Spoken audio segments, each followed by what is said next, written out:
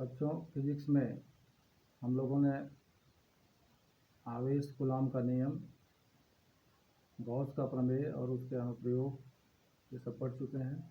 आज हम एक नए हेडिंग पर आ रहे हैं जिसका नाम है वैद्युत विभव।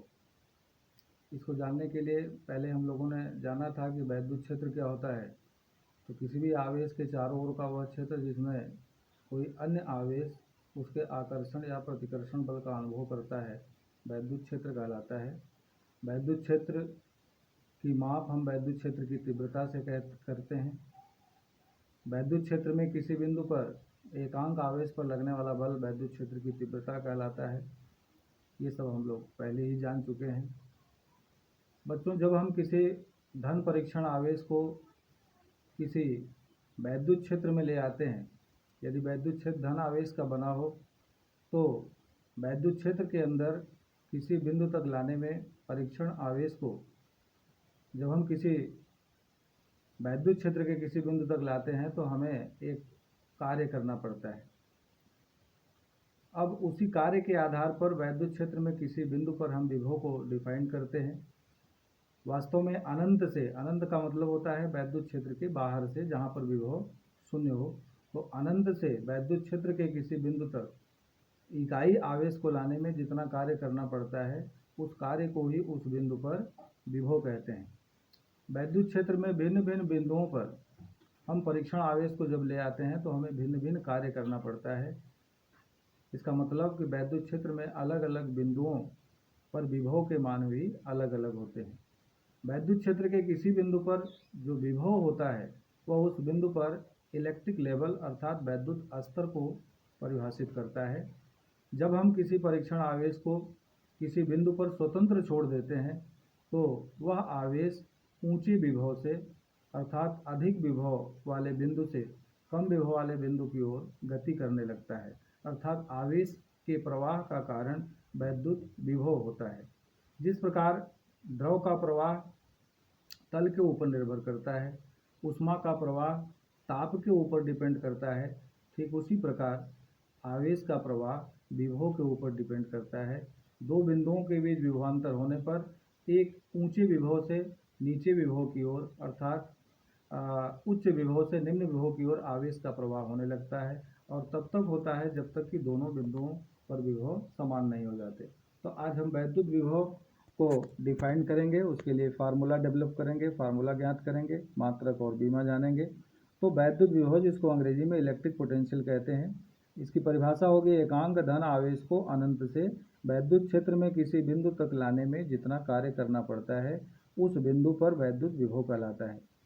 यदि परीक्षण आवेश Q0 को अनंत से वैद्युत क्षेत्र के किसी बिंदु तक लाने में किया गया कार्य W हो तो उस बिंदु पर विभव V बराबर होता है W/Q0। जब हम Q0 का W में भाग देंगे तो इकाई आवेश को लाने में किया गया कार्य मिल जाएगा, जिसे हम विभव कहते हैं। तो V बराबर W/Q0 ये एक सूत्र है विभव के लिए। इस सूत्र के आधार पर V का मात्रक अगर निकालेंगे तो यह आएगा, W का मात्रक जूल होता है और Q का मात्रक कूलाम, तो जूल प्रति कूलाम, जिसे हम एक शब्द में वोल्ट कहते हैं। V की बीमा ज्ञात करेंगे। W की बीमा, कार्य की बीमा है ml² T⁻⁻2 और Q आवेश की बीमा AT। कैलकुलेट करेंगे तो ml² T⁻³ A⁻⁻1। इस तरह से V की ये बीमा प्राप्त हो जाती है। वैद्युत विभव एक अदिश राशि है। अब हम विभवांतर पर बात करेंगे, जिसको अंग्रेजी में पोटेंशियल डिफरेंस कहते हैं। बाह्यकर्ता द्वारा एकांक धन आवेश को वैद्युत क्षेत्र में एक बिंदु से दूसरे बिंदु तक ले जाने में किए गए कार्य को इन बिंदुओं के बीच विभवांतर कहते हैं। ये इसकी परिभाषा है। या हम कह सकते हैं कि वैद्युत क्षेत्र में दो बिंदुओं के बीच विभवों का अंतर वैद्युत विभवांतर कहलाता है। यदि हम परीक्षण आवेश Q0 को बिंदु B से बिंदु A तक ले जाएं और किया गया कार्य W हो तो B से A तक ले जाने में विभवांतर को हम लिखेंगे VA-VB, जहाँ VA बिंदु A पर विभव है और VB बिंदु B पर विभव है। तो इस तरह से VA-VB अर्थात B और A के बीच विभवांतर बराबर होगा W/Q0। इस विभवांतर को हम संक्षेप में डेल्टा V से लिखेंगे, तो डेल्टा V बराबर W/Q0। अनंत पर विभव का मान शून्य होता है, इसलिए v infinity is equal to हम 0 लिखते हैं। विभवांतर का मात्रक भी विभव का ही मात्रक होगा, जूल प्रति कूलम, जिसे हम वोल्ट कहते हैं। अब एक नया हेडिंग जिसे हम कह रहे हैं वैद्युत क्षेत्र में दो बिंदुओं के बीच एक आवेश को ले जाने में किया गया कार्य। अब हमें वैद्युत क्षेत्र में दो बिंदुओं के बीच में किसी आवेश को ले जाने में कितना कार्य करना पड़ेगा, और अगर हम उस आवेश को स्वतंत्र छोड़ दें तो उस कार्य के तुल्य उसकी गतिज ऊर्जा हो जाती है, जिससे हम उसका वेग भी निकाल सकते हैं। तो यदि वैद्युत क्षेत्र में केवल आवेश वाले कण को एक बिंदु से दूसरे बिंदु तक ले जाया जाता है जिनके बीच विभवांतर डेल्टा भी हो, तो किया गया कार्य W बराबर Q इंटू डेल्टा भी। अभी पीछे हमने पढ़ा डेल्टा V बराबर W बटे Q से, तो W बराबर Q इंटू डेल्टा भी होगा। यदि यह कृत कार्य या यदि यह किया गया कार्य कण को गति करने के लिए स्वतंत्र हो तो कण की गतिज ऊर्जा ही इस कार्य के बराबर होगी। अतः गतिज ऊर्जा K बराबर W। अब यदि कण का द्रव्यमान m हो और उसका वेग v हो तो गतिज ऊर्जा के लिए फार्मूला हम जानते हैं हाफ mv²। तो हाफ mv² बराबर Q गुणे डेल्टा v।